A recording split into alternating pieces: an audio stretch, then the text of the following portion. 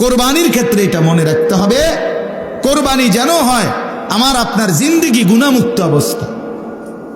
নাই তো আসমানে যাবে না, আপনার ঘরে যাবে, আপনার ঘরে গোস্ত যাবে, চুলায় রান্না হবে, সিদ্ধও হবে, রুটির লগে খাইতেও পারবেন, সবই ঠিক আছে। কিন্তু আসমানে যেতে হলে, আল্লাহর কাছে যাইতে হলে তাকওয়া লাগবে, তাকওয়া লাগবে।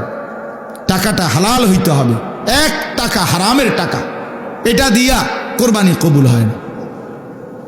এবং হারাম টাকার শরিক যে হয় তার কারণে বাকিদের কোরবানিও কবুল হয় না। আপনি যদি বলেন বুঝমু কেমনে, না বুঝলে আপনি হেতের লগে করেন কেন? কথা বলেন না কেন? আপনি 1.5 লাখ টাকা 3 লাখ টাকার গরু লোক দেখাইতেন গেলেন কেন? আপনার সন্দেহ হয়, আবার সামর্থ্য আপনার পুরা নাই, কম, আপনি পুরা পারতেন না 1 লাখ টাকার কোরবানি দিতেন, আপনি খাসি কোরবানি দেন। এটা তো ইবাদত, এটা তো গোস্ত খাওয়া না। কথা বুঝছেন?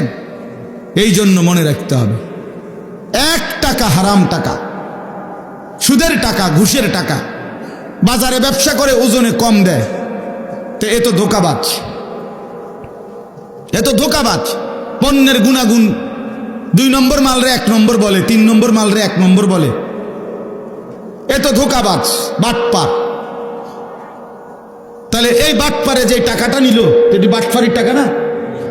কথা বলেন না কেন? তো এ তো নাজায়েজ টাকা।